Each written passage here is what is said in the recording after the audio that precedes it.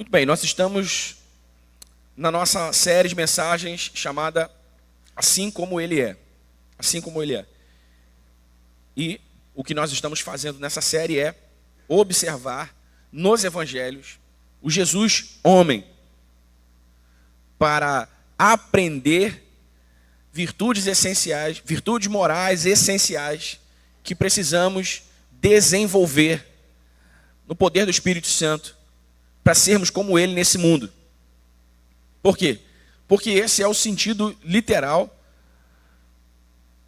ou esse é o sentido último de sermos chamados cristãos. Porque a palavra cristão significa literalmente pequeno Cristo. Então, quando somos identificados socialmente como cristãos, o que se espera é que a sociedade que nos identifica como cristãos veja em nós a imagem de Jesus, a imagem de Cristo. Somos mini-cristos, pequenos cristos, caminhando nesse mundo e demonstrando pelo modo de vida que vivemos a realidade de Deus. Amém, irmãos? A realidade de Deus. A ideia é que, à medida em que nós vamos observando Jesus, à medida que nós vamos observando Jesus, o nosso coração vai se abrindo para a obra do Espírito Santo. Porque, irmãos, não é só uma questão de... Não é só uma questão de... Como eu posso dizer? Não estou achando a palavra certa para expressar o pensamento aqui. Mas o que eu quero dizer é que nós precisamos ter o coração aberto para a obra do Espírito Santo. Porque isso é o que a igreja de Jesus deve ser nesse mundo. Uma representação fiel de Jesus Cristo. Amém, irmãos? De sorte que, à medida em que nós avançamos no nosso relacionamento com Cristo, e vamos amadurecendo nesse relacionamento, o nosso modo de vida deve ser cada vez mais parecido com o modo de vida de Jesus, conforme nós lemos nos evangelhos. Nos nossos relacionamentos interpessoais, nos nossos relacionamentos sociais de uma maneira mais ampla, na nossa família, no nosso trato com o dinheiro, na nossa liturgia, no nosso casamento, na nossa relação com os nossos filhos, com os nossos pais, uns com os outros, de uma maneira mais ampla também. Em tudo na nossa vida, Cristo deve ser visto e reconhecido. Então não é possível que alguém tenha entregue sua vida a Cristo e não esteja sendo transformado pelo poder do Evangelho. E não esteja sendo transformado pela ação poderosa do Espírito Santo. Não é possível. Não é possível. Veja, Jesus, criticando os fariseus e os líderes religiosos da sua época, disse para os seus discípulos que eles deveriam ouvir o que aqueles homens diziam, mas não deveriam viver como eles. Porque a sua aparência era uma aparência de piedade, mas por dentro eles eram como sepulcros caiados. Por fora a aparência de vida, mas por dentro a morte. E eles eram os líderes religiosos da época, eles eram os fariseus, os saduceus, os mestres da lei. Olha que coisa terrível. Olha que coisa terrível. E o que isso ensina para nós? Isso ensina para nós que se nós não abrirmos o nosso coração honestamente e expor diante do Senhor as nossas mazelas, as nossas fraquezas, as nossas fragilidades, os nossos pecados, por assim dizer, nós corremos o sério risco de sermos vistos e reconhecidos não mais como cristãos, mas como religiosos do cristianismo. Você entende a diferença? Uma coisa é ser cristão, outra coisa é ser um religioso do cristianismo, como ao religioso do catolicismo, como ao religioso da Umbanda, como ao religioso do Candomblé, como ao religioso do espiritismo. E definitivamente nós não podemos nos expor a esse risco. Então não só quando você está na igreja, diante da exposição da palavra, mas também na segunda-feira, também na terça-feira, na quarta-feira, na quinta-feira, na sexta-feira, no sábado. a partir do seu lugar de relacionamento pessoal com Jesus, você precisa manter o seu coração aberto para a ação poderosa do Espírito Santo, para que ele te faça como Jesus, para que ele te faça um verdadeiro cristão. Amém, irmãos? Jesus disse para os seus discípulos: vocês são a luz do mundo. A luz do mundo, veja, queridos.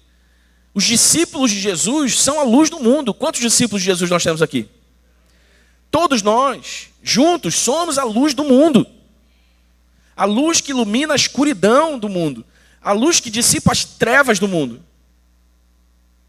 Mas se essa luz não estiver acesa e brilhando, ela não cumpre o seu propósito.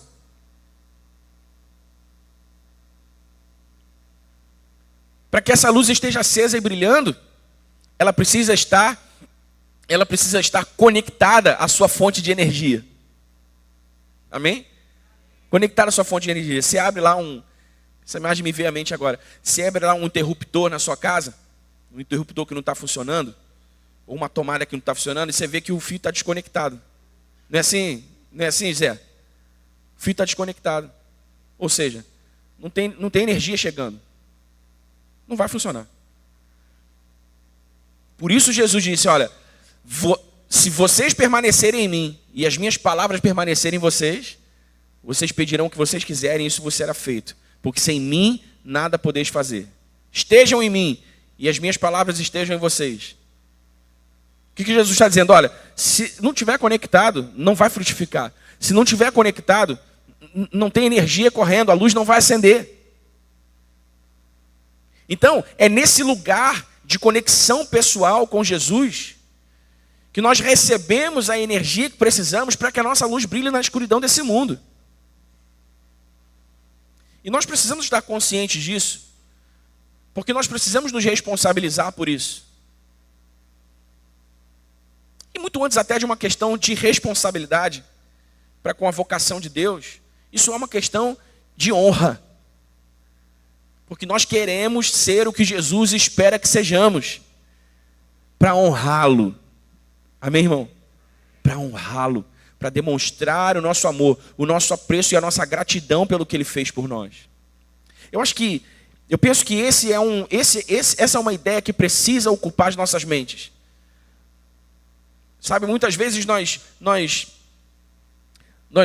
abraçamos as responsabilidades da vida cristã com um sentimento de que se nós não fizermos alguma coisa pode dar errado, se nós não fizermos é possível entrarmos debaixo de algum tipo de condenação, se nós não fizermos nós seremos... Irmãos, até certo ponto, essas ideias elas fazem algum sentido. Mas a primeira ideia, a principal ideia que deve governar a nossa vida no Evangelho é a honra a Jesus. A honra a Jesus por quem Ele é e pelo que Ele fez por nós. Ontem nós tivemos uma reunião de homens lá na casa do Beto, e nós fizemos um churrasco lá e ficamos lá quase até meia-noite compartilhando a palavra e desfrutando momentos de comunhão maravilhosos. E uma das coisas sobre as quais nós conversamos foi isso. Quando Davi diz assim: olha, o que eu darei ao Senhor por todos os benefícios que me tem feito? E ele mesmo responde a sua pergunta no versículo seguinte, dizendo: erguerei o cálice da salvação. Erguerei o cálice da salvação. Sabe como você pode ser grato a Jesus, irmão, pela sua salvação? Erguendo o cálice da sua salvação. O que isso significa? O cálice é o recipiente onde se punha o vinho naquela época. O vinho era bebido em cálices e o vinho simboliza a alegria. Ao longo de toda a Bíblia, o vinho está associado à alegria. E o que Davi está dizendo é que uma maneira de agradecer, uma maneira de devolver ao Senhor os benefícios que Ele nos tem feito, é celebrando a nossa redenção. Celebrando a nossa salvação em Cristo. Celebrando.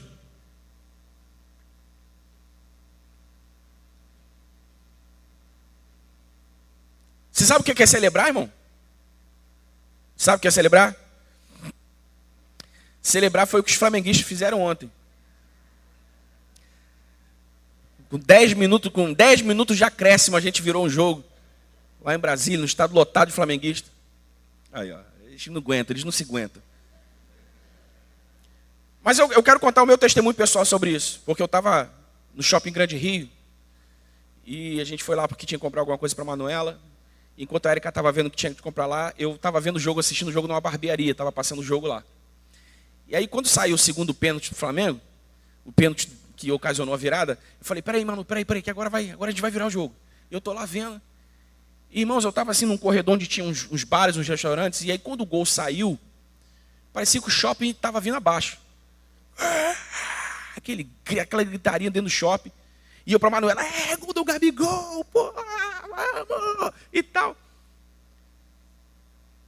E aí depois eu fiquei pensando, e comentei isso com os caras lá na resenha ontem. Estava pensando o seguinte, cara, como o futebol mobiliza tantas das nossas emoções, e a gente é capaz de gritar, a gente é capaz de pular, a gente é capaz de abraçar um desconhecido, a gente é capaz de, sabe, extravasar de maneiras inusitadas a alegria porque o seu time ganhou um jogo de futebol, ganhou um jogo, não é?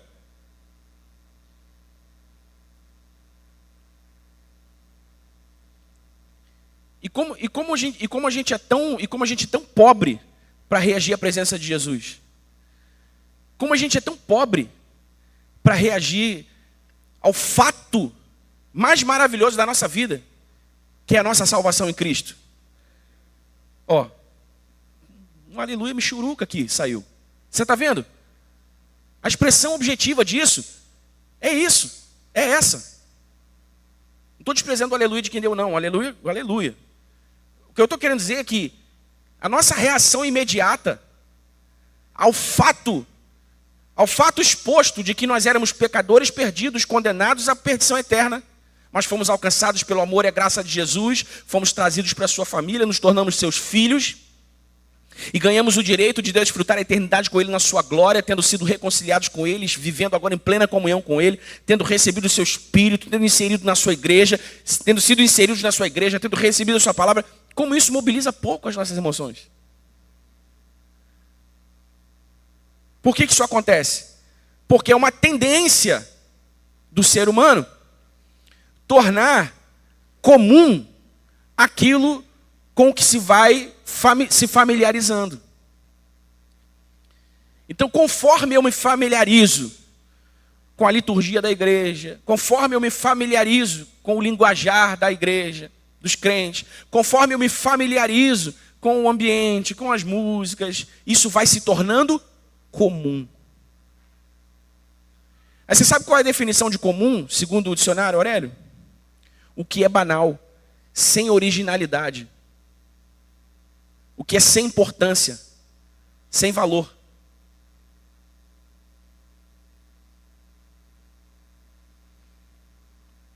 Quando nós tomamos por comum o fato da nossa salvação e tudo que vem depois disso, a mensagem que nós estamos emitindo é que agora Jesus e a sua salvação se tornaram banais, assim, sem originalidade, é como uma coisa qualquer. Um jogo de futebol me alegra mais do que celebrar na presença de Jesus.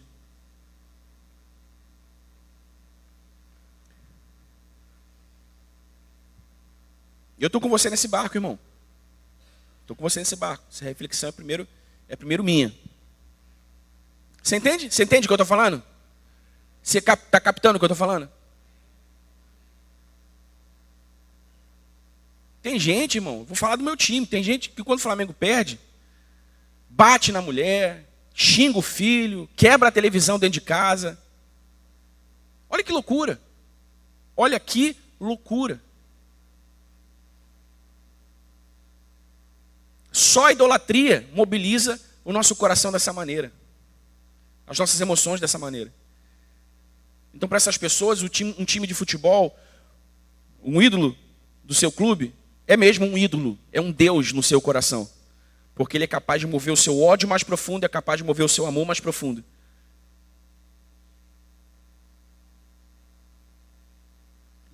Um ídolo é um Deus. Amém? Amém? Um ídolo é um Deus.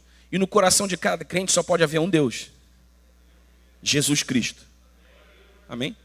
Nesse sentido, podemos dizer, Jesus é o nosso Deus, Jesus é o nosso ídolo. E como nós reagimos a isso? Como nós nos mobilizamos com isso? Então, deixa eu te dizer uma coisa. Jesus e o Evangelho são simples. Amém? Simples. Eu deveria receber royalties pelas propagandas que eu faço da série The Chosen. Vocês gostam de The Chosen? Vocês assistem? Porque uma das particularidades da série é a humanidade de Jesus retratada cinematograficamente de maneira tão brilhante. O Jesus humano, que se diverte com os discípulos, que conta piada com os discípulos, que é maravilhoso ver isso, enxergar isso. Porque Jesus é simples. Ao longo dos evangelhos, uma análise pessoal da personalidade, do perfil de personalidade de Jesus, vai identificar claramente que Jesus era um homem simples. A começar da sua ascendência. Ele era de Nazaré. Nazaré era considerada da periferia da Judéia, irmão. Sabe aquele lugar assim de... Daí vem as expressões de... Pode vir alguma coisa boa de Nazaré? De Nazaré? O Messias vai vir de Nazaré? Você entende? Então Jesus nasceu em Nazaré. Como se fosse pouco nascer em Nazaré, ele foi concebido por Maria e posto numa manjedoura. Não tinha berço, não tinha quarto, não tinha casa, não tinha nada não, irmão. Uma manjedoura, junto dos animais, na estrebaria, junto dos animais. O texto de Lucas diz que ele foi envolto em lençóis simples. Tudo isso era uma mensagem sendo construída. Olha, o Messias, Jesus Cristo, Salvador da humanidade, ele é um homem simples. Ele é um homem simples porque o Evangelho é simples, Jesus é simples, Deus Pai é simples. E o que ele quer é crescer em relacionamento e comunhão com os seus filhos num contexto de simplicidade. Então olha só, Jesus é simples, mas não é comum. Certo? Nem tudo que é simples é comum. O que é simples, segundo o dicionário Aurélio? É o que é de fácil entendimento, de fácil compreensão. Não é fácil entender quem é Jesus, irmão? Não é fácil entender o Evangelho? Entender o Evangelho é fácil. Muitas vezes é difícil aceitar o Evangelho. Por quê? Porque o Evangelho confronta a nossa carnalidade, o Evangelho confronta a nossa humanidade caída, o Evangelho nos desafia ao crescimento, à maturidade, o Evangelho expõe as nossas mazelas, expõe os nossos pecados. Então, às vezes é difícil aceitar o Evangelho, mas entender é simples, porque Jesus é simples, mas não é comum.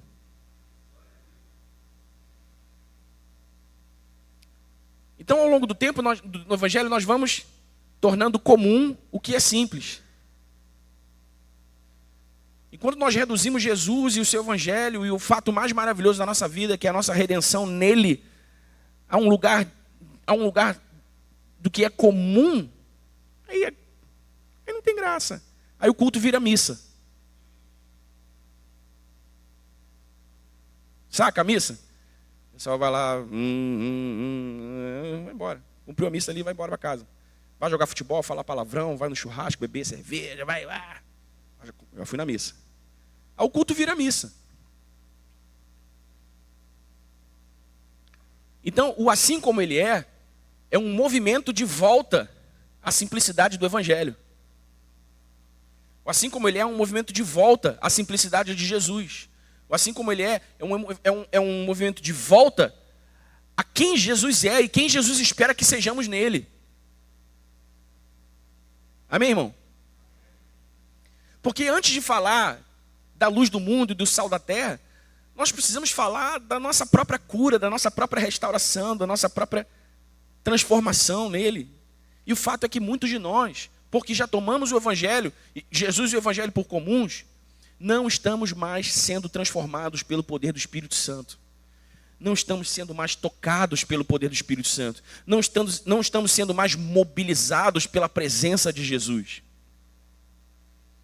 Olha que coisa incrível. Jesus garante na sua palavra que ele estará presente no ambiente onde 2 ou 3 estiverem reunidos em seu nome. Jesus está aqui.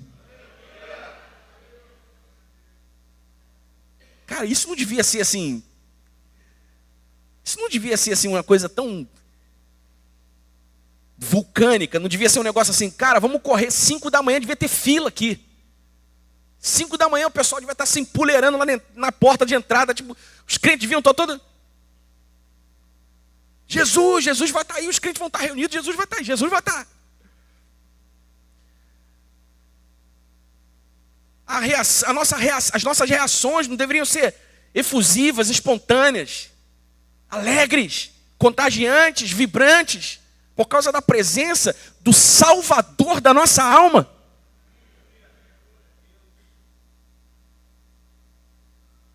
No entanto, não é. Aí vocês ficam dando trabalho para o Emerson. Levanta a mão, querido, dá um glória a Deus, faz isso, faz aquilo. Eu já falei para vocês aqui das igrejas na África, não é? No norte da África. No norte da África há igrejas onde o culto não tem hora para acabar. Porque os crentes não querem ir embora. Por quê? As igrejas ficam longe das aldeias onde as pessoas moram. E então elas têm que caminhar algo em torno de 2h30, 3 horas para chegar na igreja. Você pense, alguém que caminha 3 horas para chegar na igreja quer um culto de 2 horas? Ele quer passar o dia na igreja, meu irmão. Foi tão doloroso, demorou tanto chegar aqui, me cansei tanto para chegar aqui. E eu vi fotos, eu vi vídeos. Irmão, era um pueril, chão de terra. Pueril e os africanos pulando e cantando e dançando. Ininterruptamente. E parava um pouquinho, o pastor pregava e daqui a pouco eles vinham de novo e celebravam Jesus. Numa alegria. Numa alegria. Então talvez nós estejamos precisando de uma nova reforma. Não doutrinária, porque a de Lutero foi suficiente. Mas talvez nós precisemos de uma reforma litúrgica. Talvez nós precisemos de uma reforma de uma reforma moral. Talvez nós precisemos de uma reforma uma reforma da consciência. Porque não é possível. Não é possível que a igreja do Ocidente esteja dormindo um sono tão profundo diante da realidade concreta de que Jesus, o Rei do Universo, o Salvador da humanidade, está presente no coração de cada crente em Cristo Jesus, na pessoa do Espírito Santo, e que deu a esse crente em Cristo Jesus, no Espírito Santo, o poder para mudar o mundo. Não é possível, nós precisamos acordar. Então o que a gente faz para acordar? Vamos olhar para Jesus. Vamos voltar e olhar para Jesus. Eu acho interessante pra caramba que de uns tempos para cá, especialmente por causa da acessibilidade que a internet deu às pessoas para adquirirem conhecimento de todos os tipos, que estejam sendo cada vez mais ofertados cursos livres de teologia, formações a nível de graduação, bacharelado em teologia, online, presencial, muitas faculdades surgindo, muitos cursos bíblicos surgindo. Isso é maravilhoso, isso é muito bom.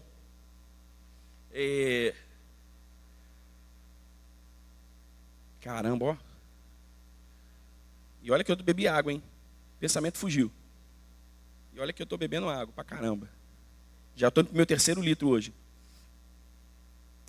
Caramba, me fugiu o que eu ia falar. Eu acho interessante o surgimento, né, desses... Droga, detesto quando isso acontece. Enfim, eu vou lembrar. Quando eu lembrar eu falo. Então, o que nós precisamos... Ah, sim, lembrei. Obrigado. Então, pessoas estão cada vez mais interessadas em teologia. Mas deixa eu te dizer uma coisa, irmão. Deixa eu dizer uma coisa.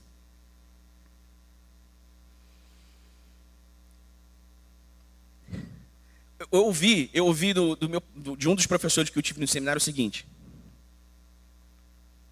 Um homem de quase 70 anos de idade, não, de mais de 70 anos de idade, experiente demais no evangelho, disse assim: Daniel, O povo não quer teologia não, Daniel. Esquece ficar ensinando coisa difícil. Você cria um ambiente lá para ensinar coisa difícil para quem quer aprender de verdade. Mas para o povo, enfia Jesus neles, é isso que eles querem, é disso que eles precisam. Eu falei, caramba, que interessante, né? E as pessoas estão se interessando cada vez mais por teologia, mas é curioso perceber que a teologia exposta a um coração sem devoção é conhecimento vazio. Armazenada, melhor. A teologia armazenada no coração sem devoção é conhecimento vazio. A teologia abraçada por alguém orgulhoso é o prenúncio da queda, da arrogância. E aí você tem na internet centenas, milhares, dezenas de milhares de pseudos teólogos arrotando cada bobagem, cada heresia, porque eles acham que eles têm que ensinar tudo o que eles leram ontem. Eles leram metade de um artigo ontem, eles querem na internet ensinar. E se eles fizerem direitinho, dá até a aparência de que eles sabem mesmo. Mas se você conversar por meia hora com eles, você vai ver que eles não sabem nada. Por quê, querido? Porque nenhum curso de teologia, nenhum professor de teologia vai nos ensinar mais do que o próprio Jesus. Vai nos ensinar mais do que as letras do Evangelho registrados na história para a humanidade. Então, se nós olharmos para Jesus com um coração devoto, se nós olharmos para Jesus com honestidade, se nós olharmos para o Evangelho com o coração aberto ao toque do Espírito Santo, se nós olharmos para Jesus desejando ser transformados pelo poder da sua pessoa, pelo poder do seu Espírito, irmão, aí sim, aí a teologia vai fazer sentido. Porque fica essa bobagem. É arminiano ou é calvinista? É pré-tribulacionista? É amilenista? É não sei o quê? Você crê que vai passar pela tribulação? Ah, irmão, pelo amor de Deus. Essas coisas, sabe, olha só, preste atenção. Jesus disse assim, nem eu sei a hora que eu vou voltar. Vocês nem me perguntem sobre essas coisas, só o Pai sabe a hora que eu vou voltar. Então os caras ficam assim, e elucubrando um montão de coisas sobre um negócio que Jesus não disse. Sobre um negócio que Jesus disse assim, ninguém precisa saber disso agora não. Ninguém quer passar pela grande tribulação, porque a Bíblia descreve a grande tribulação como uma coisa terrível. Mas, irmão, você precisa estar preparado para passar, porque se você não passar, é lucro. Mas se você estiver preparado, você vai passar bem. Não é? Então, ponto. O que te interessa se Jesus volta antes ou depois da tribulação?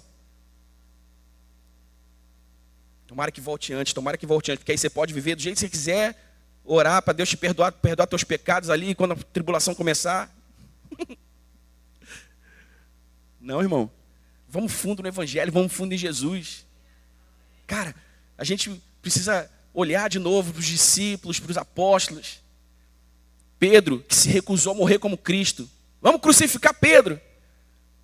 Maneiro, só me crucifica de cabeça para baixo. Porque eu não sou digno de morrer como meu Senhor. Hebreus 11, a galera da fé, os caras foram espoliados, morreram ao fio da espada, foram decapitados, foram torturados, tomaram seus bens, foram mortos na frente da sua família. Por amor a Jesus. Por amor a Jesus. E a impressão que eu tenho é que se a tribulação começasse amanhã, 97% de nós seríamos reprovados. Vou cortar tua cabeça. Mas não, eu nego Jesus. Vai ser preso, eu vou te matar na frente da tua família. Não, Jesus não, era brincadeira. Porque isso está acontecendo agora. Na Ásia Central. Sabia disso? Isso está acontecendo agora em muitos lugares do mundo. Irmãos morrendo pelo Evangelho. Porque se negam a negar Cristo. Porque entenderam a gravidade da redenção. As pessoas dizem assim, ó, ninguém deveria crer em Jesus por medo do inferno, mas por amor a Jesus. Isso é poético, mas tu devia ter medo do inferno sim, irmão. Devia ter medo do inferno sim. Tu não sabe o que é o inferno, não. Uma vez eu estava no centro da cidade, e um pregador desses de rua, só um calor danado. Sei lá, devia estar uns 45, 46 graus na Praça da Carioca. Vocês estão achando que está quente hoje? Vocês estão achando que está calor? E ele de terno, né? Mó calor. Vocês estão achando que está calor? Vocês não sabem como é quente o inferno. Então, todo mundo devia ter um pouquinho de medo do inferno, sim, irmão. A Bíblia descreve o inferno como lugar onde as pessoas sofrerão tanto e desejarão morrer, mas não conseguirão. Não, irmão. E Jesus nos salvou disso. Jesus nos salvou dessa desgraça. Ele nos salvou dessa desgraça. Ele disse assim: olha, agora não é mais o inferno, agora é a minha glória comigo.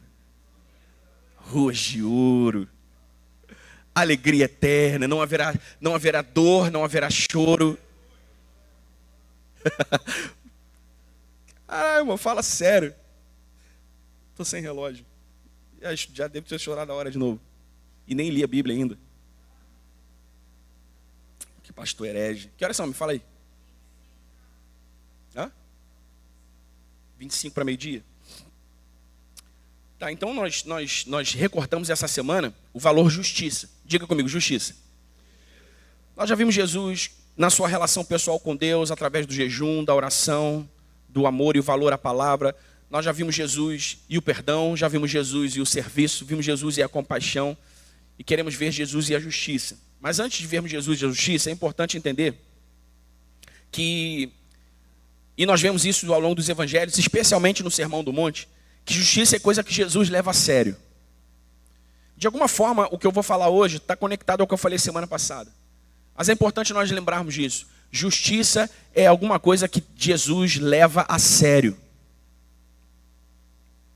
Então, se a justiça é importante para Jesus, ela deve ser importante para os seus discípulos também. Amém? Assim como a justiça é importante para Jesus, ela deve ser importante para os seus discípulos também, para nós também. Então, se importar e desejar a justiça, não é mesmo que ser justiceiro, ok? Mas compreender o que a justiça é do ponto de vista de Jesus e alinhar a mente e o coração a isso. Jesus não nos ensina a fazer a justiça com as próprias mãos, mas a clamar e a agir por justiça dentro dos limites do comportamento cristão que ele espera de nós. Então a questão aqui não é sobre o que nós fazemos em favor da justiça, mas em como este pensamento está em nossas mentes e corações. E a partir disso, nós nos movemos, e então fazemos atos de justiça. É primeiro um pensamento que deve ocupar a nossa mente. É primeiro um sentimento que deve ocupar o nosso coração. E depois, alguma coisa que nós fazemos de prático, de objetivo, de concreto. Amém? Você está comigo? Alguém pode fazer justiça por orgulho. Alguém pode fazer justiça para aparecer. Não eram assim os fariseus, quando eles oravam de pé nas esquinas? Jesus disse, olha, os fariseus, eles estão lá orando de pé para serem vistos. Ou seja, eles estão lá se exibindo. Jesus disse para os discípulos, eles já receberam a recompensa deles, porque eles já foram vistos, está todo mundo passando e vendo que ele está orando bonito. Eles já receberam a recompensa deles, mas vocês, quando orarem, entrem no quarto de vocês, fechem a porta, orem ao Pai de vocês em secreto. Ninguém precisa ver. O que Jesus está falando é o seguinte, olha, vocês podem acabar incorrendo no pecado de fazer a coisa certa pelo motivo errado. Então há quem faça justiça por orgulho, por vaidade, para ser visto, para postar no Instagram quantas cestas básicas ele distribuiu, para postar no Instagram quantas ofertas ele fez, para postar no Instagram quantos quentinhas ele distribuiu. Tem quem faça justiça por orgulho. Então não é tanto não é em primeiro lugar aquilo que fazemos, mas em como primeiro a nossa mente e o nosso coração ficam tomados desse pensamento, dessa emoção, por causa da importância e do valor que Jesus dá à justiça. Então depois disso, nós nos movemos e fazemos justiça como Jesus espera de nós. Amém? Então o que é justiça para Jesus? Justiça para Jesus não é vingança, mas a garantia do direito. Amém? Isso é justiça para Jesus. Por muito tempo as pessoas pensaram que justiça de Deus era um tipo de vingança que Deus aplicava contra os perseguidores dos crentes, né? Deus, faz a tua justiça. Na cabeça do cara ele está querendo vingança. Deus, faz a tua justiça em meu favor. Na cabeça do cara ele está querendo o mal do outro. Ele está querendo a desgraça do outro. Porque ele sofreu algum dano, algum prejuízo. Então, muitas vezes as pessoas confundem justiça com vingança. E não, justiça para Jesus não é vingança, mas a garantia do direito. O que Jesus deseja para os homens, o que Jesus quer para os homens, como Jesus quer que os homens vivam, garantir que isso aconteça, garantir que isso seja assim, isso é justiça.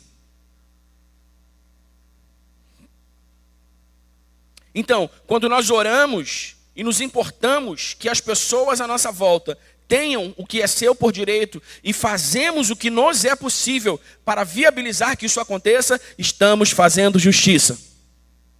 Amém? Espiritual, pessoal, social e relacionalmente, devemos sempre desejar e agir para que as pessoas tenham o que Jesus quer que elas tenham. Amém? Está bem colocado aqui? Seja espiritualmente, por meio da oração, da intercessão, do jejum, em favor de causas, mobilizações, pessoas. Seja pessoalmente, né, em relação a uma pessoa, seja socialmente em relação a um grupo, relacionalmente de acordo, né, com como os relacionamentos se estabelecem, de todas as formas. Nós, discípulos de Jesus, se queremos ser como Jesus, devemos nos importar que as pessoas tenham o que Jesus quer que elas tenham. Amém? O que Jesus quer que elas tenham. E então nós precisamos aprender como fazer justiça segundo Jesus. Como é fazer justiça? Como é viver em justiça de acordo com Jesus? Conforme nós lemos nos evangelhos. Primeiro, através da oração. E isso significa a busca pela justiça. Amém? Você precisa orar por justiça, irmão. Você precisa orar por justiça. Uma boa maneira de ilustrar isso são as orações que nós são as nossas reações ao que de ruim acontece no nosso bairro, por exemplo. Não é? É muito ruim para nós ter de lidar com todas essas mazelas sociais, especialmente em lugares como o lugar em que nós estamos. É muito ruim, de toda forma. Mas é muito ruim para Jesus também, porque não é assim que Jesus quer que essas pessoas vivam. E o que move o coração de Jesus deve ser o mesmo que move o nosso. Então, ao sermos expostos a essas mazelas, ao ser expostos a essas mazelas, o que Jesus sente e o que nós sentimos. Jesus sente compaixão e quer que essas pessoas tenham justiça. Nós, muitas vezes, sentimos raiva e murmuramos. Você entende a diferença aqui? Então, a primeira coisa que nós precisamos fazer é abrir as portas da nossa mente e coração para a ideia de que justiça importa para Jesus e deve importar para nós. Então nós devemos orar por justiça. Amém? Abra sua Bíblia em Lucas, capítulo 18. Nós devemos orar por justiça, irmãos. Devemos clamar a Deus por justiça.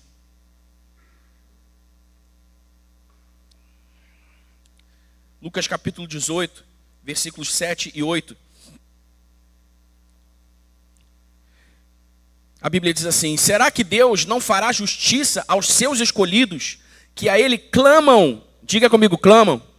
Clamam dia e noite, embora pareça demorado em atendê-los? Digo a vocês que depressa lhes fará justiça. Contudo, quando o Filho do Homem vier, será que ainda encontrará fé na terra? O que Jesus está ensinando, irmãos, é que Ele responde orações por justiça. Jesus está dizendo, olha, se os meus filhos me clamarem por justiça, não é certo que eu virei depressa e farei justiça àqueles que me clamam dia e noite por isso? Então, irmãos, nós precisamos orar por justiça.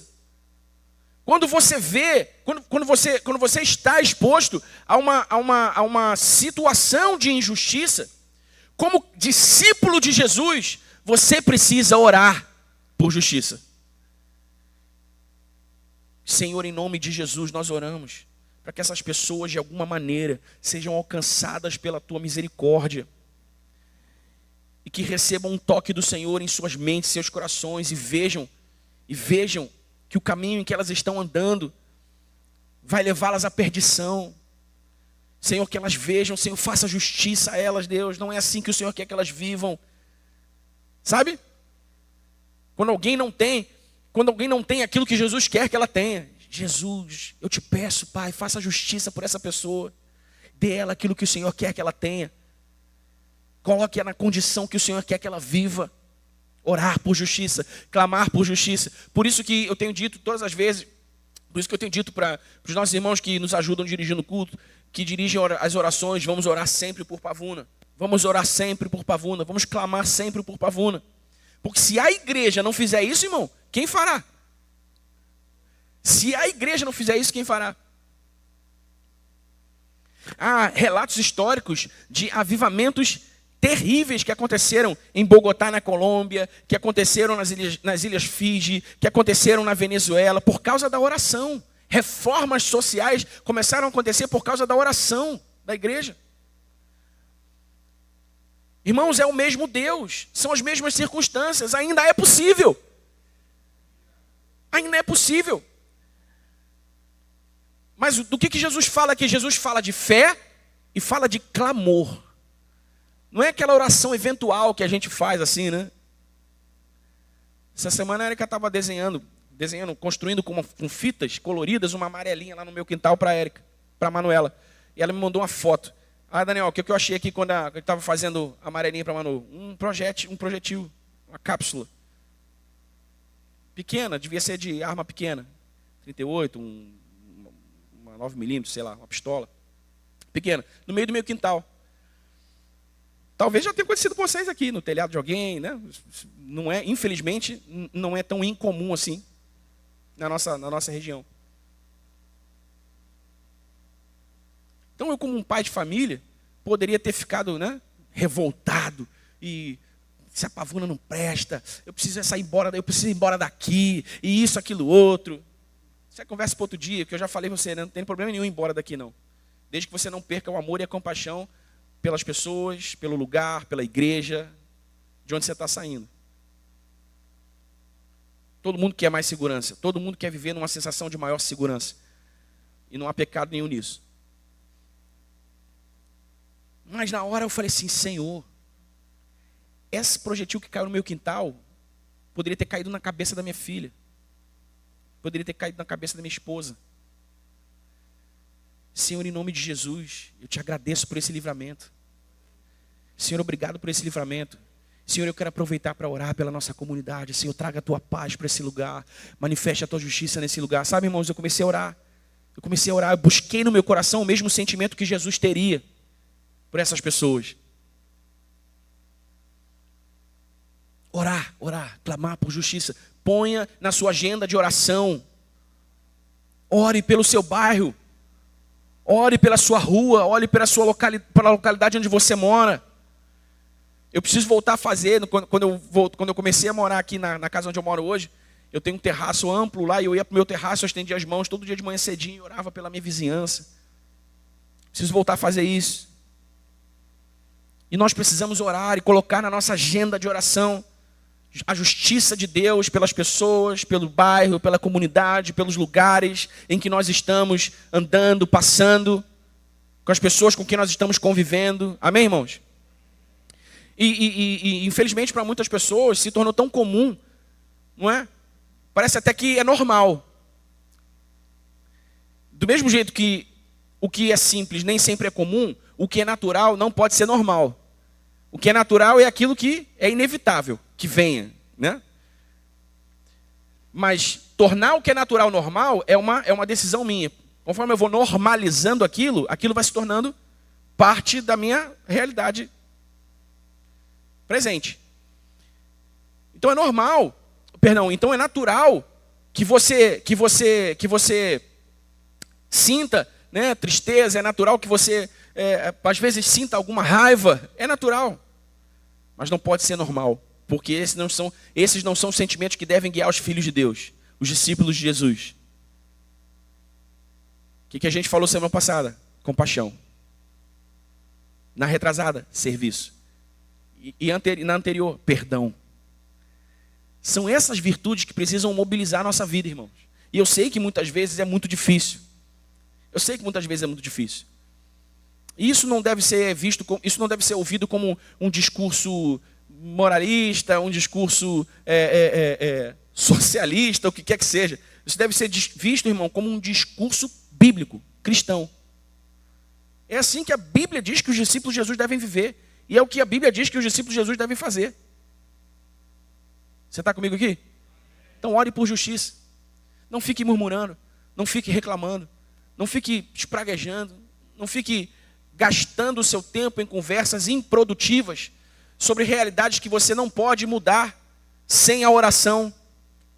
Ore, já que a oração pode trazer um resultado diferente, então ore. Amém? A segunda maneira que nós temos e aprendemos com Jesus de fazer justiça é viver corretamente. Diga comigo, viver corretamente. Se a oração é a busca pela justiça, o viver corretamente é o testemunho da justiça. Amém? Mateus capítulo 17.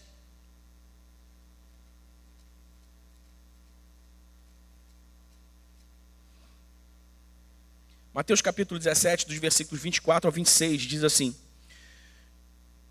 Quando Jesus e os discípulos chegaram a Cafarnaum, os que cobravam o imposto das 2 dracmas se dirigiram a Pedro e perguntaram: O mestre de vocês não paga as 2 dracmas? Pedro respondeu: Claro que paga. Quando Pedro estava entrando em casa, Jesus se adiantou dizendo: Simão, o que você acha? De quem os reis da terra cobram impostos ou tributo, dos seus filhos ou dos estranhos? Quando Pedro respondeu: Dos estranhos, Jesus lhe disse: Logo, os filhos estão isentos. Mas, para que não os escandalizemos, vá ao mar, jogue o anzol e puxe primeiro o peixe que fisgar. Ao abrir a boca do peixe, você encontrará uma moeda. Pegue essa moeda e entregue aos cobradores para pagar o meu imposto e o seu. Viver corretamente é dar testemunho da justiça. Amém? Jesus não lançou mão das suas prerrogativas divinas. Jesus não lançou mão da sua linhagem real. Jesus disse a Simão: vá lá, pega o peixe, abre a boca do peixe, tem uma moeda lá, paga o meu imposto, paga o seu imposto. Irmão, monetário ou não, pague os seus impostos. Amém? Pague os seus impostos. Eu não estou me referindo ao valor financeiro, monetário. Os impostos da vida, né? Os impostos morais da vida, os impostos morais do Evangelho. Pague os seus impostos. Viva corretamente. Dê testemunho da justiça. Amém? Dê testemunho da justiça.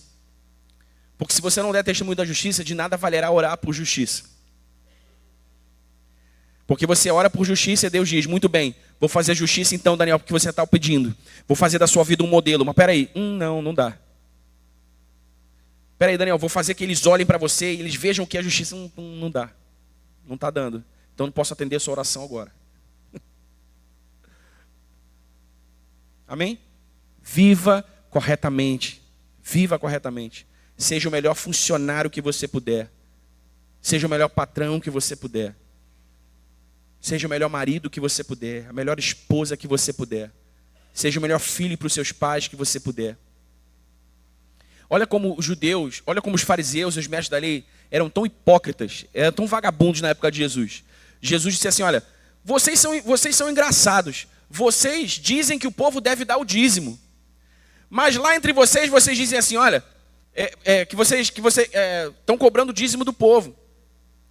Mas o que vocês deviam usar para honrar o pai e a mãe de vocês, o que vocês deviam dar ao pai e à mãe de vocês, porque era lei também que os filhos deveriam sustentar os pais na velhice. E eles dizem assim: se você fizer um bem bolado aí, dizer para os seus pais que você vai dar esse dinheiro no templo. Por quê, irmãos? Porque eram eles que administravam o dinheiro do templo. Tudo pilantra. Se vocês disserem para os seus pais assim, papai, mamãe, hoje não vai dar para te ajudar não. Esse mês não vai dar para te ajudar não, que eu vou deixar no templo. Aí você está livre dessa lei. Não há condenação sobre você. Aí Jesus criticou os caras. Vocês pervertem o direito e exigem justiça do povo. O que Jesus está dizendo, irmão? Viva corretamente. Está escrito? É a lei? Cumpra a lei. Cumpra a lei. Faça.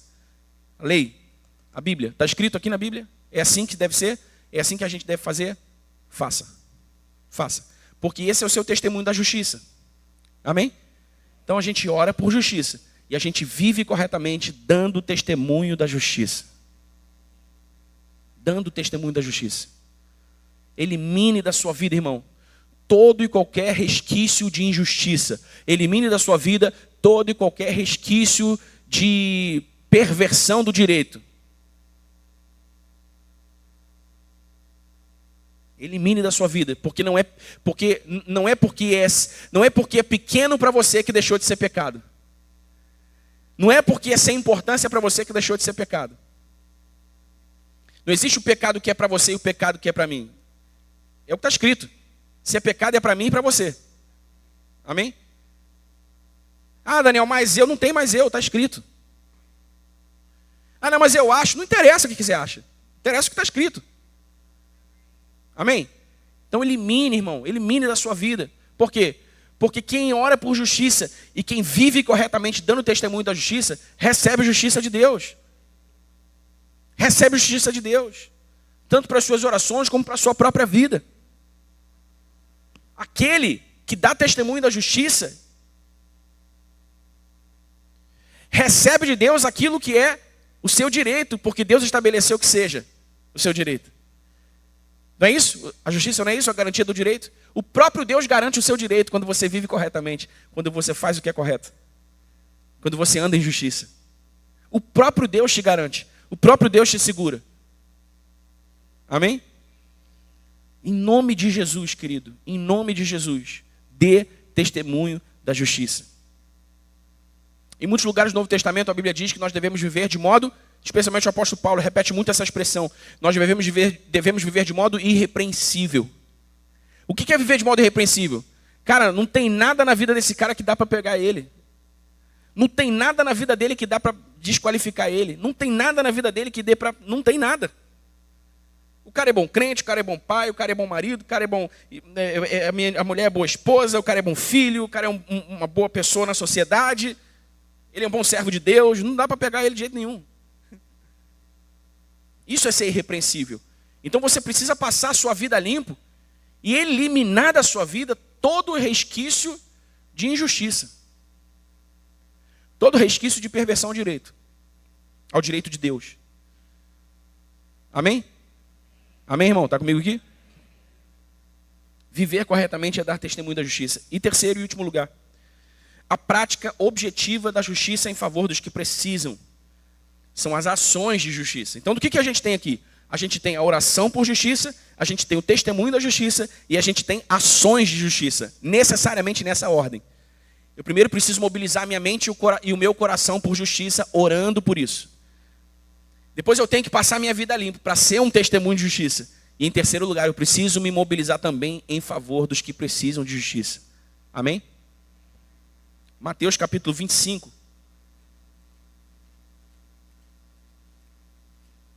Pode vir, do Emerson, para a gente terminar adorando a Jesus.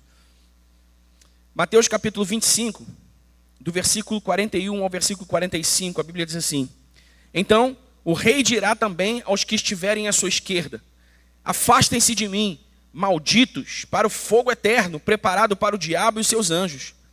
Porque tive fome, e vocês não me deram de comer. Tive sede, e vocês não me deram de beber. Sendo forasteiro, vocês não me hospedaram. Estando nu, vocês não me vestiram. Achando-me enfermo e preso, vocês não foram me ver. E eles perguntarão: Quando foi que vimos o Senhor com fome, com sede, forasteiro, nu, enfermo ou preso, e não o socorremos? Então o rei responderá: Em verdade lhes digo que sempre que o deixaram de fazer a um destes mais pequeninos, foi a mim que o deixaram de fazer. E estes irão para o castigo eterno, porém os justos irão para a vida eterna.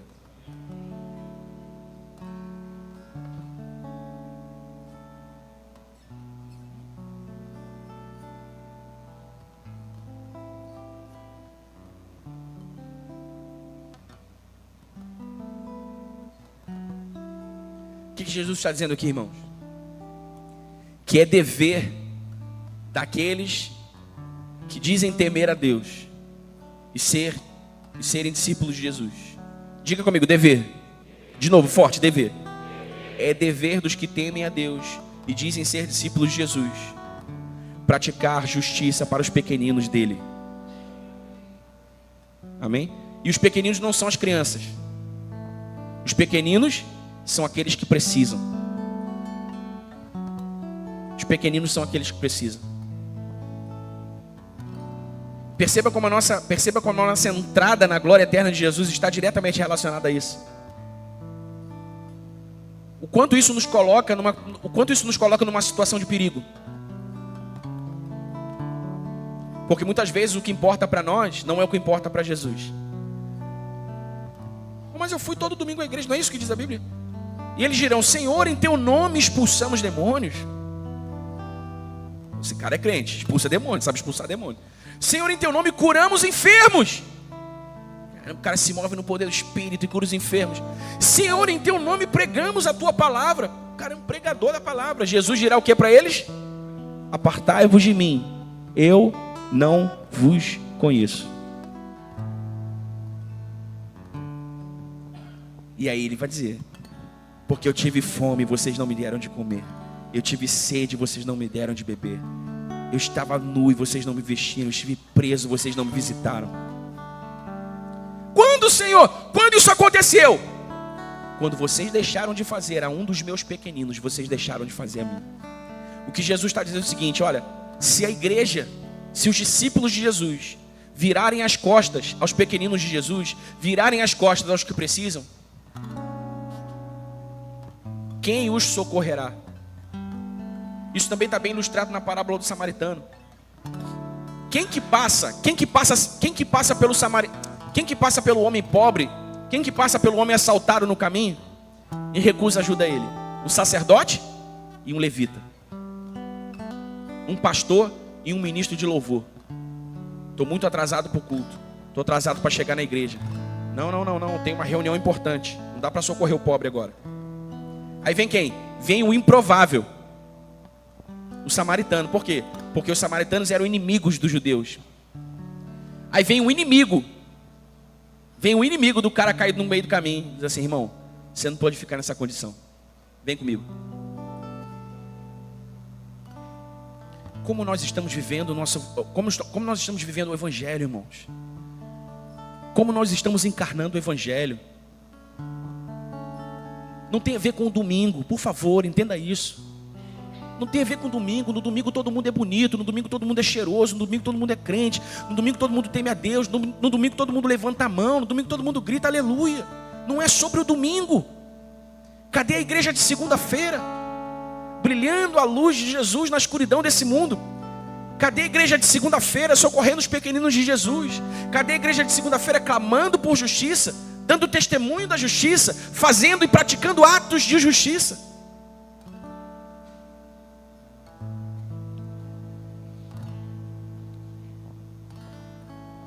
E convenhamos, no mundo em que nós vivemos, nem é preciso fazer tanto esforço. As necessidades caem no nosso colo. As necessidades tocam a nossa campainha. As necessidades moram ao lado. As necessidades estão à beira do caminho, na nossa ida para o trabalho, para a escola, para a faculdade. Estão espalhadas por todo lugar. O que o apóstolo Paulo disse? A criação aguarda com expectativa a manifestação dos filhos de Deus. A criação está assim, ó. Cadê os crentes? Cadê os crentes em Jesus? E muitos crentes estão vivendo a sua vida, estão fazendo suas coisas, estão só vivendo a sua vida, estão só fazendo as suas coisas. Irmão, façam essas coisas, Jesus disse, né, sobre os dízimos. Façam essas coisas sem omitir estas, sem omitir aquelas. Aí os fariseus perguntam: o quê? Os princípios elementares da lei: justiça e fidelidade.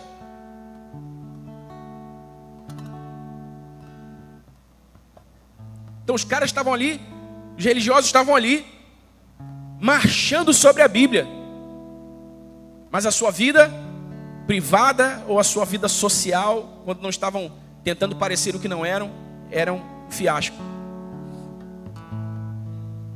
E nós não queremos ser um fiasco, amém, irmãos? Eu sei que você não quer ser um fiasco. Eu sei que você não quer ser um crente fiasco. Eu não quero ser um crente fiasco. Nós não queremos que a igreja central seja uma igreja de crentes fiascos.